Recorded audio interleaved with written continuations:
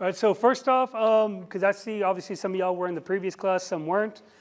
If you don't have one of my cards, to make it easier, I put some at the end of the table. So feel free, grab one. Hopefully you use it and not use it for something else, opening up a Tecate or whatever it is, whatever you do with cards. No, I don't know. So my name is Hamid Yaz. I'm from Austin, Texas, live in Austin, Texas, and owned a business for a few years. I'm not going to go into my whole history and this and that because I don't want to take up 10, 15 minutes because I will tell you about it for 45 minutes. But please feel free, go to hamidyaz.com. You can check out the Meet Hamid section, and that tells you basically my life story, I guess you could say, from probably about 2006 and on. That's what matters most to me. I don't have some fancy LinkedIn, Yale University and director of this and vice president of da-da-da. I'm a high school dropout, but I know what I'm talking about when it comes to marketing and branding and strategies, okay? So not undermining people that moved up the corporate ladder or people that went to fancy universities, but I learned the hard way. But I also put it to practice with the real business. I'm not just talking out my ass where, hey, yeah, do this, do that, and then I never did it myself, okay? Like I actually owned a business, ran a business. You'll see all that on LinkedIn. So on the website, when I was titling this talk, I sent all of the information to the organizers, of course, and they say, wait a second, why do you want to title it How Not to Lose? Don't you want to title it How to Win? I said, no, keep it How to Lose. So not that they said, don't do it, they were just questioning. Well, people want to hear about winning. Let me tell you what I've learned about studying people with money, okay? Because now that I've been, with private clients, of course, I sat on the executive committee for SCORE Austin. I was a marketing director. They all have money. They all went to these fancy universities and on and on. Here's the reality. If you're the director, we're talking about Target earlier. If you're the director of Target and you make store director, we'll say, and you're making $150,000 a year, you can miss work for a week, you'll still get paid. You can, maybe even depending on the tenure or whatever, you could be gone for 3 weeks and still get paid. Pay time off, do this, do that. Oh, there's an investigation, stay home, we'll still pay you while we investigate you, okay? Those people are not scared, okay? When you're making money and it's guaranteed coming in every week, you're not really scared, okay? It's the people that don't have the regular jobs that once you start making money, you actually start getting scared to lose the money, okay? Here's the thing. You might, imagine when you had zero in your bank account. Maybe some of you have zero now. I don't know and I don't care. You had zero. You weren't afraid for nothing. Let it go. Risk it all. I don't got nothing anyways, let it go. I'm serious. And that's the reality of life. You just let it go. Risk it all because there's nothing to lose. Now imagine if you've got about $75,000 in the bank, you don't have a job, and you want to become an entrepreneur, or you left your job, and you want to become an entrepreneur. What happens then? Shit, that $75,000, you're watching every single penny because you don't know when you're going to make it back. But here's another thing I learned. Imagine this, you're dating somebody new, okay? We'll take her for example. Say you're dating somebody, let's say you meet a guy, right? For the first 2 or 3 weeks, you're happy and you got him and you're showing him off on Instagram and Facebook and whatever. And whatever. He's a used car salesman, puro pela, you know what I'm saying? Like he's selling you a dream in the beginning, right? But here's the truth. In the beginning, you're happy. That gain is so much happiness, right? Now, imagine if you lose him. Oh, wait, he was married? Oh, why didn't he tell me this? Well, he didn't tell me that I was a Sancha. So what I've learned is this. The satisfaction of a gain is nowhere near the fear of a loss or the impact of a loss. Imagine that guy that we, hypothetically put out there. Let's say she's with him for 10 years. In the beginning, it's all happy and this and that and blah, blah, blah. And then what happens when she loses him after 10 years? That's going to affect her for the rest of her life, especially if she really, really, truly loved him and he just wanted to go hang out with other chicks or whatever he was doing. So that's why we titled it How Not to Lose, because I realized over a period of years of actually studying people, losing is more impactful on your life than the gain. Because the gain, you get over it. If I get a Mercedes CLS 550 and it's a black, just how I want it to be, I'll get it for 2 weeks. What am I doing? Hitting the alarm, and oh, that's me. And Instagram photo, pretending like nobody sees it in the bag, but strategically putting it in the photo so everyone sees it. It's like you see these people on Instagram or Facebook that they got a Mercedes from 2002, and they're still showing the emblem. It's like, that's not a foreign, it's a domestic now. It's been here long enough, okay? It's a domestic. But what I'm saying is, so keep that in mind. When you get something, losing it plays a harder toll on you than when you actually gained it. That's why we titled this how it is. Especially when you start making some real money and that's all you got and there's no 9-to-5 job that gives you a paycheck every single week, you're going on your little stash, and that's it. So that's the reason why we titled this How Not to Lose Ever-Changing Business Landscape. When you go to the HamidYaz.com or you go to the YouTube and you kind of start figuring out a little bit more, I was an early guy on YouTube. I had my millions of views, 06, 07, okay? But I saw so many changes. I had a small business development company where I was dealing with the video aspect and the marketing. But honestly, I didn't know what the hell I was doing. I was just a young guy that had access to video equipment, okay? I had millions of views here, and then I had a TV show here, and then they're inviting me to go to the clubs and paying me for appearances and blah, blah, blah. But that was like the young urban side of me, because I was in my 20s. I'm 40 years old now. I don't vibe like that anymore. 2010, 2012-ish, because at the time I was working a real job, and I was getting in trouble. Had millions of views on YouTube, maybe 09-ish, I'm sorry. Millions of views on YouTube, had the TV thing going. They said I'm a public figure. And I was like, what are you talking about? I said, you're a public figure. This is 9 years ago. No, I just do videos on YouTube. Yeah, but you don't understand. You have 3.4 million views. Keep in mind, this is almost 10 years ago now. Nowadays, everybody and their mama has 10, well, we're trying to get to 10 million or whatever, but everyone and their mama has millions of views in all these channels. So I moved away from that to I started shooting videos. I got behind the camera because at the time, I couldn't afford to leave my real job. Because in those days, you weren't really monetizing YouTube like you can now. So what did I do? I started a small business development company. I had someone doing the bookkeeping, I had someone doing the graphic design, I had someone doing the web, and I was doing the halfway marketing, we'll call it, and I was doing the video production because I had access to equipment. Fancy equipment too.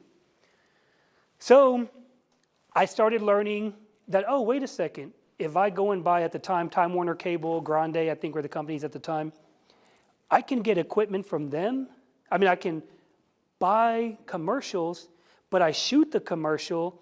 Industry standard is 15%. Okay, I'm guessing I'm an agency now. So I became an advertising agency and I didn't even really know it. But I'm like 15% here, then make a couple $100 with the commercials here. That's when I started buying commercials on television and radio. But I realized real quick, wait a second, this stuff is dying. But here's a problem.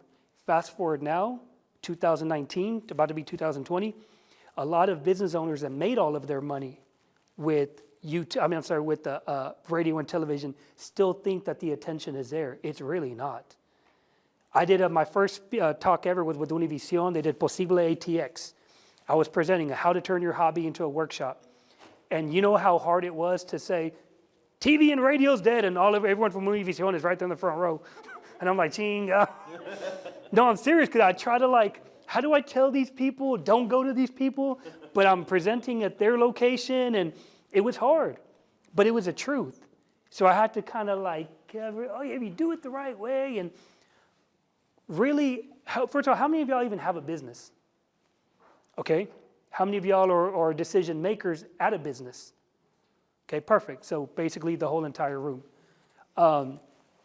My recommendation with that, okay, because we have a few things. I'm not a fancy person, by the way. I might just look fancy, but I'm really not that fancy. I don't do projectors. I don't do slide decks and all this and all that. And this is all you're getting. And this is fancy for me today. Typically it's smaller, but today you got to remember me by this. Yeah, but it's more the information that comes out that you can utilize. That's what I get impressed by, if I can connect with you guys to where you can apply it and then go make more money on your own. That's it. That's all I want you to do, to make money. I'm not coming to impress you with something I spent 30 hours making, a PowerPoint slide deck or whatever. But the people that do it, they might love it. I personally hate it, okay? So anything having to do with radio or television, is attention still there? Possibly, okay? I talked about this in the previous class, Thomas J. Henry. And the reason why he's doing that is because he's omnipresent. And what I mean by omnipresent, he's on television, he's on radio, he's on your LinkedIn ads, he's on Facebook, he's on Instagram, he's on your stories, on whatever. So what happens is, if you look everywhere, who do you see? Thomas J. Henry. And depending on who he's trying to target, he can buy ads on one channel during a 3-hour span, and that might be the only shows that you watch. Every Monday, if you're watching Texicanas or whatever it is, if you're watching that show and he knows that's the hot show, he might run ads only on that one show. And the other 7 days a week, 24 hours a day, he does not even mind. He just goes after the hot show. Might happen, who knows? We used to do that 10 years ago, okay? During the news or whatever it is. So, going to that, if you're not running ads on the, depending on who you're trying to target, by the way, I know this isn't the marketing class, but who's your who? Who are you trying to target? Go to Facebook, go to Instagram and LinkedIn, and possibly even YouTube, depending on where your people are. Don't worry about radio, don't worry about television. You're going to have these what do you call them, the sales reps, or account executives, as they call themselves, the account execs contacting you every day, every week. Yelp is the worst. You know what I'm talking about. When I had my dessert business, they would literally call me every week. Oh, yeah, my name is John from Yelp. Yeah, I took over your account. I'm like, what, chinga? Last week it was Lisa. The week besides that was Linda. Then it was John. And then it was, in 2 months, I've got 7 people that took over my account. Either y'all's organization is really screwed up, or you just don't know how to sell, me at least. So focus on where your people are at, okay? Even if you have to spend more money to get to them, if you're trying to sell Asian desserts, and let's say, for example, it's only something that Asian folk eat, go towards Asian people to sell it. Don't worry about, well, with Facebook, I can put $30 and I'll reach 8,000 people. Yeah, but it might be 7,985 that don't care. Target the people that actually matter, that can convert. Well, that's a good, you give me a lot of thought there, because I have been concentrating on contractors. Yeah. And the contractors that I deal with are mainly the Hispanic contractors. Yeah, yeah. Because they know me through word of mouth, there's been Yeah, yeah. marketing. But I've been thinking about, how do I do a marketing plan that includes, that targets them? Okay, so the reality. So it would have to be a. Let me tell you something. My mother's a bookkeeper. 99% of her clients are Hispanics, and they're mainly all contractors. Jose Luis, he's on Facebook, okay? But it doesn't necessarily mean he's got contractor or whatever. In your situation, and Jose Luis might not even be on LinkedIn. Depending on who they are and the caliber and how savvy they are on the internet, he might not be on LinkedIn. So what you have to physically do, you go talk to the job site, talk to the little dude making $13 an hour, $12, whatever he's paying him. Say, hey, hombre, ¿quién es el dueño? ¿Quién es el que está encargado? Blah, blah, blah, blah, blah. Once you realize who the decision maker is or who the owner is, that guy will give you the number. It's a lot easier to do that. Now, with different industries, you can look for them on LinkedIn and Facebook and all that. But because I've seen my mother's clients, and some of these guys look like they don't even know how to use a smartphone. No, I'm serious, but they're making $750,000 a year. And you're looking at them and you're like, hold on, that guy owns how many acres of land with all this, and he made $750,000 a month? She said, hey, he knows his business. But it doesn't mean he's promoting himself. A lot of these guys like to stay low key, okay? And they have their own personal reasons for that. So the next one, the youth control the internet, okay? The youth control the internet. You have things like viral videos, Fiverr, influencers, social groups. It's really funny how young folk will start something. Good example, Facebook. Remember when Facebook was all about, well, it's college, I think, first. Yeah. Was all about college people, college kids. And then all the abuelitos and abuelitas are on Facebook now. So now all the kids are like, well, we're on Instagram. Oh, wait. Well, my dad's 64, 65. He's on Instagram, okay? No, but he's constantly posting stuff, and I look at this, I was like, what the hell? I look at what he's posting, but it is what it is, though.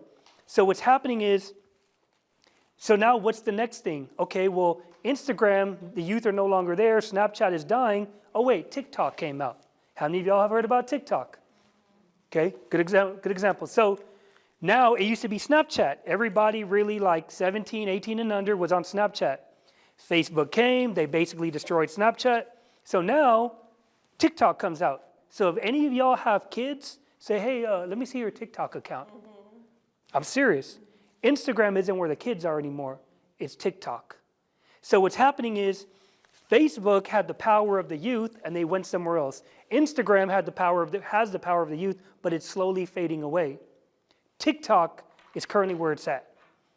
And Facebook launched a thing called Lasso. If you haven't heard of it, you will, because they're slowly rolling it out. And Facebook is a multi-billion-dollar company that has the means to be able to push Lasso on all of y'all's Facebook feeds in a heartbeat to compete with TikTok. But they're not ready for that yet. But what I mean is, imagine this. Let's say something happens tomorrow in the world. Who's a popular singer right now? Just name somebody. Who? Khalid. Okay. Beyonce. Okay. Vicente. No. Okay. Julio Iglesias, we know. Okay. So here's the thing. Let's say something happens with them. Let's say Cardi B gets into a car accident, unfortunately, okay? Depending on the type of business you have and who you're trying to target, okay? Because that's another thing. Imagine the social happenings for your group of customers or clients, okay? If something happens to Cardi B and you got like a really cool taco truck or restaurant or whatever, put something out about Cardi B dying. And I don't mean like, oh, finally she blah, blah, blah. No, I'm not saying it like that. Say something, condolences, because you have the power of speed on your hand. Speed. You don't got to wait, especially if you own the business or you are the decision maker. I'm assuming nobody here owns Target, okay? So you don't have to wait for the red tape and red tape and red tape and red tape and red tape. And 14 days later, they gave you the approval to put something about Cardi B's death online. You have the power to do that immediately. And it could be something, when I say the youth control the internet, is because they know how to mob together, create these groups. Imagine this. Go to Yelp. When you look for something, when you look for a business online, and the business has all these negative reviews, what are you more than likely going to say? Screw that, I'm not going. You're just going by what 7 other people said. But that 7 other people control your perception of that restaurant. And you've never figured it out for yourself. Okay? But with the youth controlling the internet, it's how can you win over the youth? Because check this out. When they're 13, 15, 18, 21, 25, or millennials, like everyone just says the M word, the millennials, this and that, you get them and you can keep them as a customer for life if you win them over. If they're 65 years old, sorry, Papa, you know what I'm saying? I mean, you got a few more years, hombre? Oh, you're 43. No, you're 43, right? No, but here's the thing. The longevity of an 18-year-old or a 15-year-old customer, okay, is there compared to 60, 70, 80 years old. Now, once again, it also depends on who your market is. Life insurance, was it? Life insurance, financial planning. Okay, life insurance, financial planning. Let me be honest with you. At 21 years old, I had no care about financial planning. If she would have approached me, I really don't care. Okay? Honestly. I was doing my thing, I'm hustling, blah, blah, blah, whatever. But someone that's 65, 70, they're more interested. But also, here's the thing though. Imagine if their sight is going, their memory. My grandmother used to tell me I'm cute. She probably don't even remember who I am anymore, to be honest with you. But their kids, which could be 30 or 40, can help in making that decision for the mom or the dad, which can benefit you. So you might have a business that might be financial planning for older folk, or really for anybody, but depending on what the campaign is specifically targeting. We're gunning for 50 and up on this campaign for 1 month. We're going hard on these. Cool. But you might also have to target the kids at 30 to 50 years old because their parents are 70 or 80. Get in good with the kids is what I'm saying. The next one, how are you adapting? Think about that. A new restaurant moves into town, and you've been in business for 35 years. No, les encantan las enchiladas. Oh, I know my customers by name. Okay, great. You know your customers by name, but are you getting new customers? Because if I'm on Instagram or Facebook, and something keeps popping up on my Instagram and Facebook, if you're in my last class, they got my attention, they got my interest. Depending on what it is, I have the desire to go over there. And number 4, it's the action to where I actually go over there. So as business owners, and this is a question, I want it to be an open question. How have you guys adapted to what's happened in the world in the past year or the past 2 years alone? Because we could go back 10 years and get digital media and this and that, but let's just talk about the past 2 years. How have y'all adapted? Or are you still doing the same type of business the same ways that you were doing in 2006? Because the world has totally changed. And I know because I had crap load of views on YouTube, and then I did this, and I did this, I did this. Oh wait, a 4K camera used to cost $8,000, $9,000. Now you can get a 4K camera for like $800. Remember when the flat screen TVs were $7,000 for that big one? No, they go to Walmart and get it for $300 now. Do you see what I'm saying? But how is your business adapting to the change of times? Because right now I'm talking about Facebook and LinkedIn and Instagram. That's going to be gone. The only reason I'm talking about it now is because I want you to milk it right now. Because remember MySpace? Imagine all the people that figured out how to market on MySpace. Great. Did you make money? You did? Cool. What now? Se fue. It's gone. You know, Vine was the other one. It's like the competitor. Yeah. It's basically, TikTok is like the new Vine. Short, little, 7, 8, second videos. My buddy Danny, he was on my show, Danny Trevino, busting his ass every day. Actor, commercials, movies, television shows, and on and on and on. And I asked him, because we were doing an interview, and I asked him, I said, what do you think about these viral stars? He said, what do you mean? I said, the people that got one video, they became famous, like the Catch Me Outside girl, or all the, you know what I'm talking about, or the, what's that other guy, the hide your kids, hide your wife? Oh, yeah, those type of people that they become stars overnight. And now Hollywood is putting them right next to you, and you've been busting your ass for 10 or 15 years. But because they got some clout on the internet, now they're popping. Now imagine you as a business owner or running a business, and now you've got the taco truck. How many of y'all are from Austin, by the way? Anybody from Austin? Okay, there's a bingo hall on Riverside, okay? There's a bingo hall on Riverside. There's a taco truck. The line goes to the street. You know what I'm talking about. I passed by on a Friday, 7 o'clock. There was 40 people in line for a taco truck. No, oh no, I know. They do them over $1 million. My mother's friends with their CPA. They do well over $1 million out of a taco truck per year. Think about that. But here's the thing. Let's say, for example, you were the restaurant in the shopping center, and you were there, no, hombre, para 30 años es mi familia. Mi papá, he gave us the recipes, and we passed down the recipes, and nobody cares. You think they care, they don't. Who's popping on the internet? Who's socially relevant? That's what matters. Go to Franklin's Barbecue, I'm sure you know. Go to Franklin's Barbecue in Austin. The line is around the building, and these so-and-so stand in lines from 5 in the morning to get barbecue that opens at 11 a.m. They might be drunk too, yeah. They might be drunk and alterados and all this and that. But see, here's the thing. That might be another thing, but who's socially relevant? So stop and think about this, because you have Yelp, you have Facebook, you have LinkedIn, you have Instagram. You have all of these opportunities for your business to actually become relevant. But are you taking the opportunities, or are you saying, well, we don't know how to do Facebook? That's great, learn. Hire someone that does. And by the way, don't give it to the girl at the front desk that's supposed to be booking appointments and you give her the phone to do your marketing for you. She doesn't know what the hell she's doing. She's trying to get all these guys out of the DMs that are trying to hook up with her.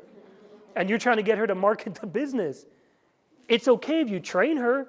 Send her to get professionally trained on marketing so she'll know what to put. But a lot of business owners are just like, oh yeah, we got to do Facebook. We got to do Instagram. Give it to them. Why? Well, because they know how to use it. No, they don't. They know how to use it for social hanging out. They don't know how to do it to convert to sales. That's the difference. The next one, how are you innovating? How are you innovating as a business owner? Who has a restaurant here? Okay, what kind of restaurant is it? Like a burger bar and grill. Okay, so what's your closest competitor? I don't know. Jack? What? Where were you based out of? I guess Jack. I mean, but Jack and yeah. I mean. No, they're franchise, but I'm saying yeah, not a non-franchise. There's a bar and grill, like a few, maybe not even a block. Okay, so imagine this. So now you've got two of the same within a quarter of a mile, right? Oh, yeah. Okay. Like 10 of them. So how are you innovating compared to what they have, or how have you innovated? Well, we, like TikTok and all that. Yeah. Because we are right by Texas State University, Uh-huh. so we are marketing to the students. Yeah, So, yeah. My husband and I really like to leave it to our kids who are college students. Yeah. Who are really good at the social marketing aspect of it, and and we spend quite a bit of money on social. Well, you spend a lot of money on what though? On social media marketing. Okay, but mainly on, We spent, last year was a lot on Instagram. okay, We do some Twitter. We pay for the Snapchat. yeah, like, geo filter and, yeah. where the filters show up. Now let me ask you this. The other place, the other restaurant, what are they doing similar to that? They do the same. They also pay like a service. Okay, so That does it. well, what I'm getting at is this. So you have two businesses that are doing the same exact thing. So really, I'm not saying you're not innovating, but you're still neck and neck. And that's what I talked about in the previous class where it's a race to the bottom. Yeah. Because now you're both advertising on there, but now how do you innovate the campaigns? Because if your burger, fries, and a Coke is $9, I mean, I don't know. They might say burger, fries, and a Coke is $9. This is what a lot of business owners fall into, the trap. Oh, they're $9. Good example, Wendy's and Burger King. They do the 4 for $4. No, hombre, we're going to do the 5 for $4. Great, you're just losing more money to get more people in the door. Okay? But here's the thing, that's the race to the bottom. Depending on the type of business or service you have, you can innovate by adding things, which can turn into more money. Okay? And what I mean by that is this. Imagine if I'm a gym owner, okay? And I get you into the gym for $25 a month or whatever it is. And I say, you know what? It's $25 a month, but you get 2 free sessions per month. Or 1 free session, which you know is going to cost you $30 to $75 elsewhere, right? Now you're like, well, this gym is charging $25, this one's charging $25, but this one is giving me something of value.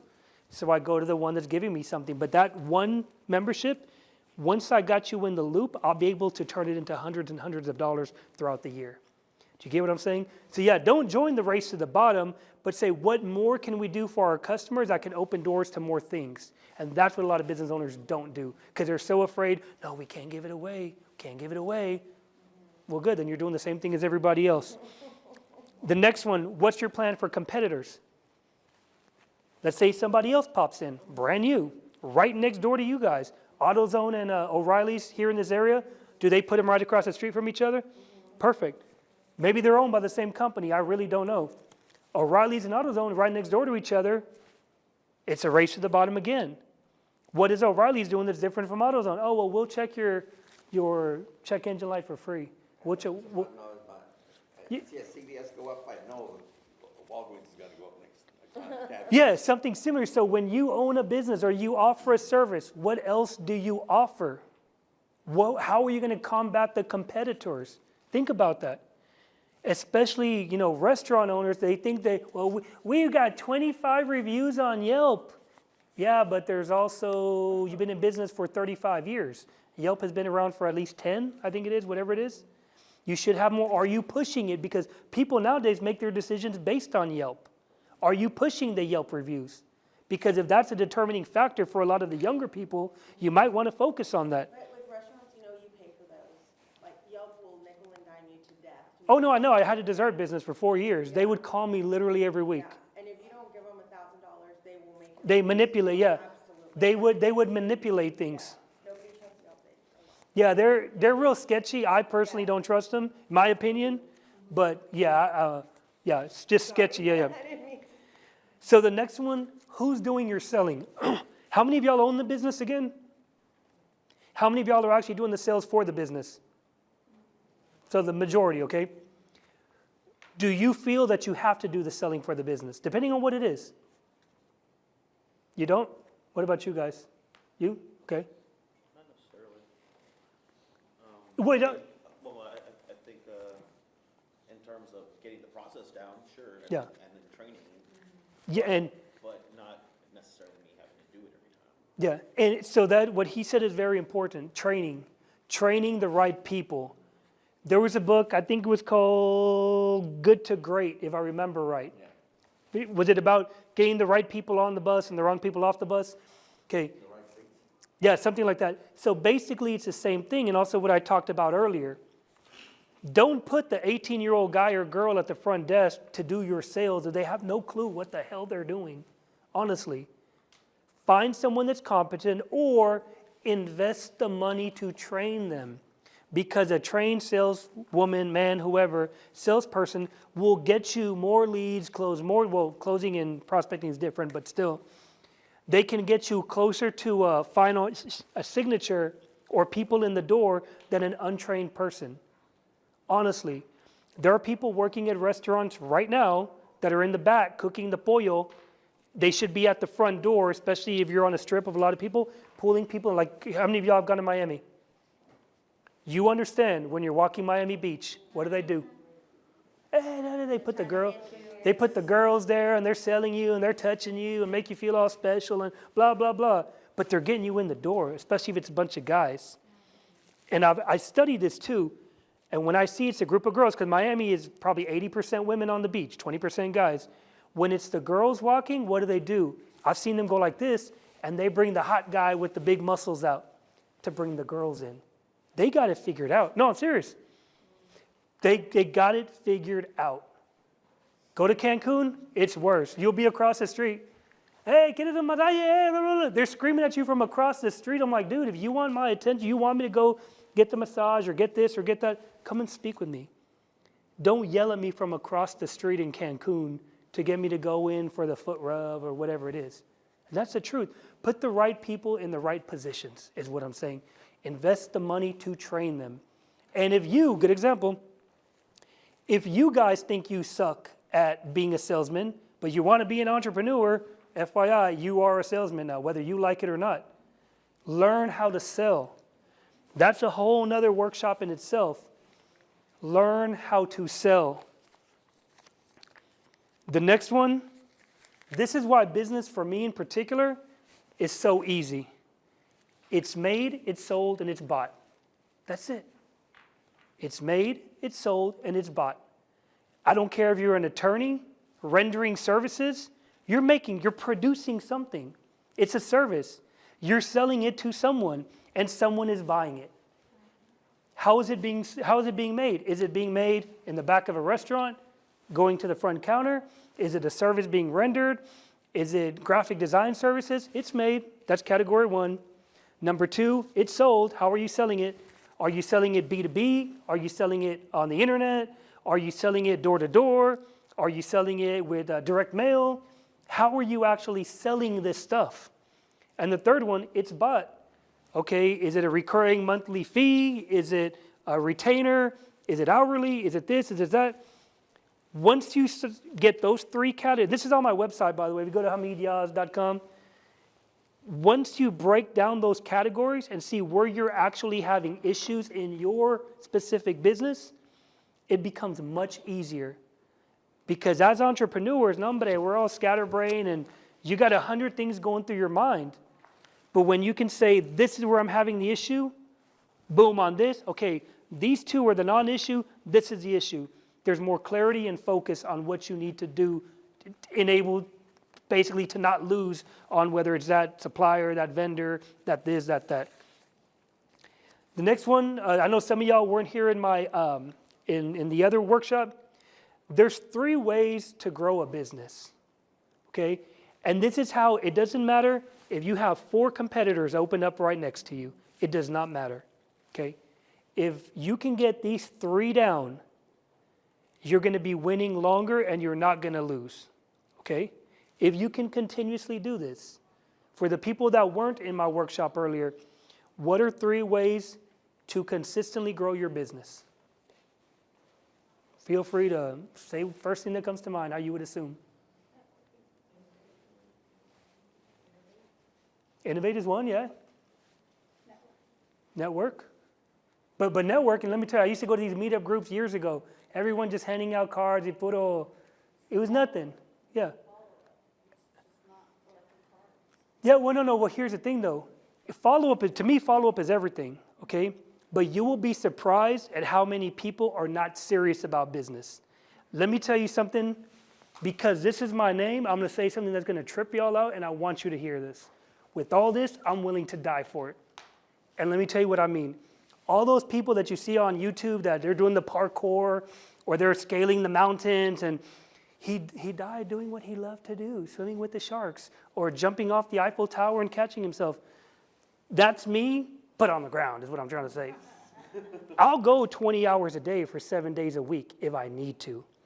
If I got to edit videos for Heat Tank, if I got to edit videos for Driven, until I find someone that can edit that's worth the money and this and that, I will continue to do that, okay? Until I can find someone that can get it as I need. I meet business owners all the time. They're not willing to die for their business, honestly. And a lot of people say, you're freaking nuts if you are. There's more to life than that. Well, yeah, but this is my life. I'm trying to get to a level that surpasses everybody else in this room. I'm being dead serious with you. And I'm not saying it así que mamón, que this and that. I'm saying it where I'm dead serious with you guys. Because I meet marketing consultants all the time and this and that and blah, blah, blah. And they're just talk. They want to start at 8 a.m., they want to end at 3 or 4, and then they only really want to work 2 or 3 hours, and then they wonder why they're not getting nowhere. Honestly. I'm like, dude, you don't get it. People like me are nuts. But people like me are going to put you out of business because, when I said earlier in my other workshop, money follows attention. So if I can get more attention on me through Facebook, through Instagram, through LinkedIn, through YouTube, once I start getting more and more attention, my influence also goes up also. When your influence goes up, so does your value. And it doesn't matter if you're working in a corporate job or, because you could have a role, what do they call moral authority in your job. You might not be making $125,000 a year. You might only be making $40,000, but they look at you and respect you like you own the building, honestly.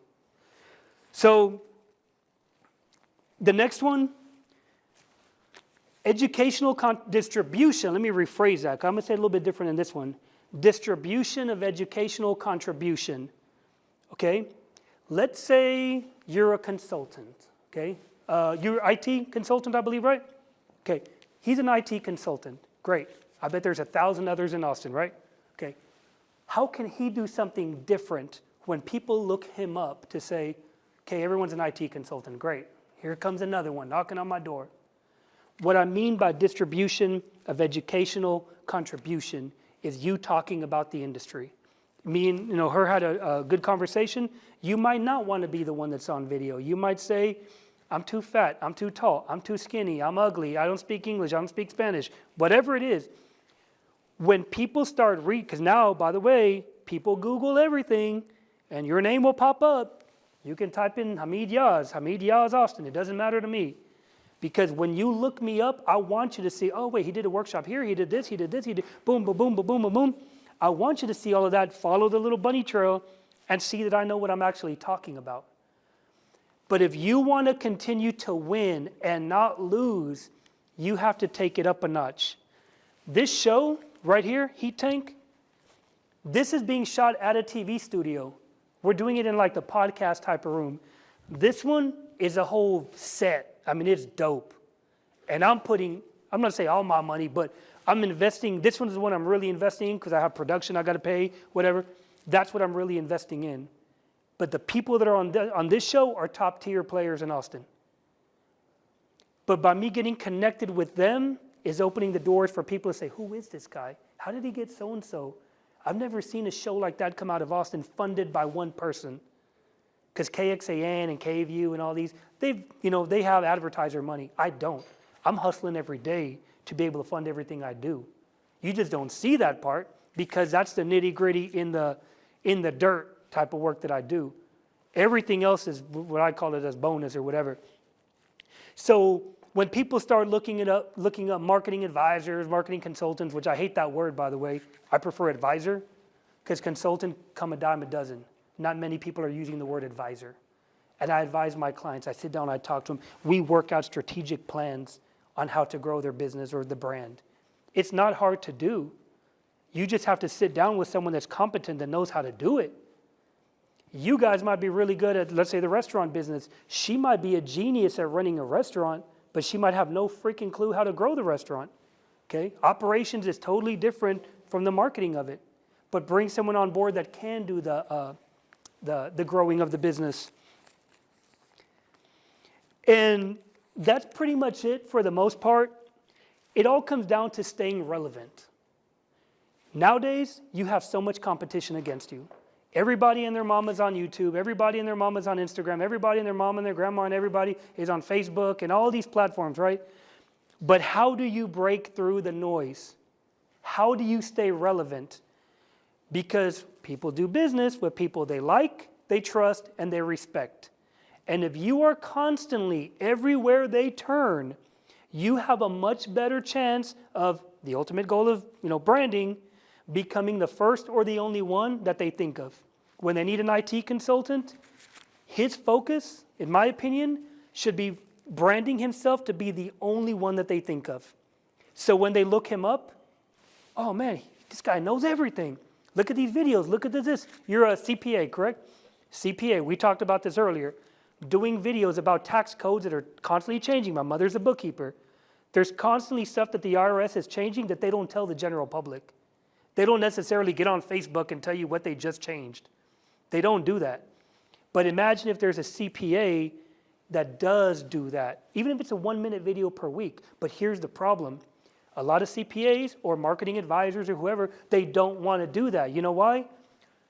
Why am I going to give away all the knowledge? Then they won't pay me. No, because if that's what you're giving away for free, throw it in there a little bit, but don't be kind of gotcha about it. Throw it in there. Wait till you see what you get when you actually pay. Because if I'm putting out YouTube videos or Instagram videos and people are constantly following my page, sending me DMs, get this and that, guess who's getting the attention? Me now. Guess who's not getting the attention? Someone else. Guess who's going to lose? The person that's not getting the attention. Because what did I say earlier? Money follows attention. It's very simple. And I know there's a lot of people going, okay, I'm too shy. Good. Put the boyfriend, put the girlfriend, put the this, put the that. But if you want to win and you don't want to lose, you have to stay relevant with every possible platform that you can fund, because some of them might cost money to stay relevant, running ads or whatever it is. Whatever you can fund that you don't go below zero. If you hit zero, it's cool. Well, I'm sure we've all been at zero, right? So we're all in the same boat. Some of y'all here might be making $500,000 a year, have a multi-million-dollar business. Some might be working for a business, you're only making $23 an hour. It doesn't matter. I'm sure we've all been at zero at one point. Okay? Or maybe one week you couldn't make payroll. Who knows? It happens. Definitely. Yeah, do you see what I'm saying? It happens, but you work through it. What questions do we have right now on staying relevant? Because I know we only have a few more minutes. Or how to stay relevant, because you might say, well, shit, I don't know where to start. And it's okay. Yes, ma'am. I think the staying relevant, that makes perfect sense, but when you have a business to business and it's a real specific niche. Mm-hmm. Well, what in particular is it? Facilities, I have to get in the attention of the facility manager of buildings. Okay. So, Is it like janitorial type of services you offer? it's a building code standard. Okay, so what exactly do you offer though? Consulting services so that they're compliant with Legionnaire's disease prevention for their buildings. Okay, so how are you currently searching for these clients? I'm not finding Okay, so, I mean, I go to stuff like this, and I go to the, county, city, and all okay, that. but what is your process to find a client? I've just, the client that I do have, I happen to run into him by mistake. Yeah. Honestly, that's it. Okay, let me rephrase this. How long have you been in business trying to do what you're doing? This one, since October. Okay, so since October to now, have you got any clients? Okay, I'm assuming they're not a multi-million-dollar client that can keep you running for, okay. So here's the thing. So you've been in business for almost a year now. And I'm not saying it's in a negative way, I'm just putting facts out there. You've been in business for almost a year now, have no clients, but you have no process to get clients, right? Well, I've gone to professional associations, to engineering and facility Okay. manager things. And so now I'm just going to finally advertise in some of their publications. So this is what I would recommend because it seems like you have free time on your hands. I'll call it like No, that. I actually don't. But I mean, I do put out LinkedIn, every time that lead generators comes out in the news, I send out LinkedIn. Okay, oh, so you're creating some kind of content. Yeah, Oh, okay, see, I didn't know that part. So maybe you're not putting out the right content, or maybe it's too long, or maybe it's not thorough enough. Because here's the thing, it's all it comes down to is a gap. And for everybody here, all it is a gap. Here's you, here's the people that are going to give you money. That's all it is. Start closing the gap, okay? The people that you're trying to contact, where exactly do they hang out? Oh, I'm going to the places that they hang out, we'll say, right? Maybe your pitch is wrong. Maybe your business card looks janky and they're like, the heck is this? I mean, I don't know, I'm just assuming. There's so many variables that could play into it because if you're doing all the right things, in your opinion, doing all the right things and you're still not getting the business you deserve or you think you should deserve, then something's broken within that process. And I'm serious because if you've been in business for this long and still can't find anybody, the pitch might be wrong, the business cards might be wrong, maybe you're dressing wrong, maybe it's a happy hour kind of thing and everyone's drunk by the time you show up. I mean, I don't know. But write down all the variables and say, okay, how did I get this one client? How did I almost get this client? Did I even follow up with these people? Because we're talking, follow up is a big thing also. A lot of people swap out cards and they don't follow up with anybody. Honestly, they say, oh yeah, give me a card, yeah, okay, this and that, okay. I think it's right here. I have a bunch of cards that people gave me. I'm gonna send everybody an email more than likely by Sunday. And I go on vacation in like 2 or 3 days, so it might even be when I get back. I'm gonna hit everybody up with a card just so I can remind them that they met me. And I'm not saying it because I'm this and that. I'm saying it because all of these could potentially be money. That's why I look at it. So the follow-up thing is huge, but reassess your entire process. And if you got to go, I don't know what your situation is, but if you got to go 20 hours a day, go the 20 hours a day. Because I know some people that say, I didn't start a business to work 20 hours. Actually, you did. You just don't know it yet. You actually don't know it yet, but you really did get in business. You left your job of 8 hours a day with vacation time and sick and yada, yada, yada, to work 20 hours a day to where you make no money if you don't bring anybody in. That's the truth about entrepreneurship. I deal with it, trust me. I deal with it. Does that kind of give a little bit more clarity of what you might have to really assess, or have you already done it? Sit and think about it, but I thought I had already done it. You might have to do it again, or get someone you trust that will tell you the truth. And sit down and talk with them, because here's the thing, there should be no reason why a year now, there's only one client. Something is broken there. And it could be a simple thing that you might not realize yourself until someone else tells you. Anybody else? Is somebody over here? No? No? Everyone good? I think I'm at 4 o'clock, 4:05. Cool. Well, I appreciate y'all. By the way, HamidYaz.com, Hamid Yazdanpanah on LinkedIn if you want to check me out. Hamid Yaz on YouTube. Like, subscribe, check out the videos, follow the pages, whatever you got to do. There are some cards on the table. If y'all want to sit down right now, have a quick little conversation, that's cool, one-on-one, because it might be a little bit more personal, more private. That's totally cool. Or just take a card, send me an email. I'll be in Mexico, actually, from Sunday to Sunday. So I will be checking emails, but it might not be a thorough reply. Yes, ma'am.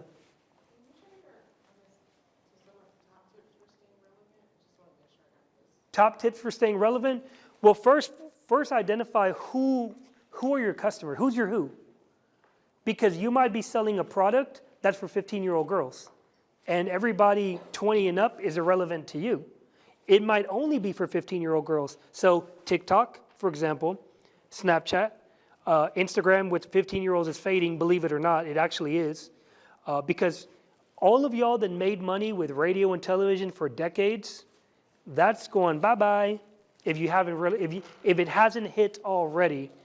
And all these community impact type of thing, once again, depending on who you're trying to target. So with staying relevant, identify who you're trying to target and basically say, where do they hang out? Where can I get them? That's all it is. That's all it is. If I'm trying to sell life insurance, I'm probably not going to target a 21-year-old kid. He could care less, and I think he's still under his parents until 26. Well, not life insurance, typically. Oh, and the health insurance, yeah. Yeah, so it's those type of things that identify who your people are. You know, my company, if you're on Instagram, by the way, Stumpy's 512, STUMPYS 512. I kept all of the photos and everything. I just left it as is. I didn't even sell the business, put it like that. Because my thing was, it was a marketing play toy to prove I could build a brand. Photos are just there for reference. When you've positioned yourself financially, you don't have to sell a business. I'm not saying que soy millonario, but you know what I'm saying? Like, Persians always find a way to make money, by the way.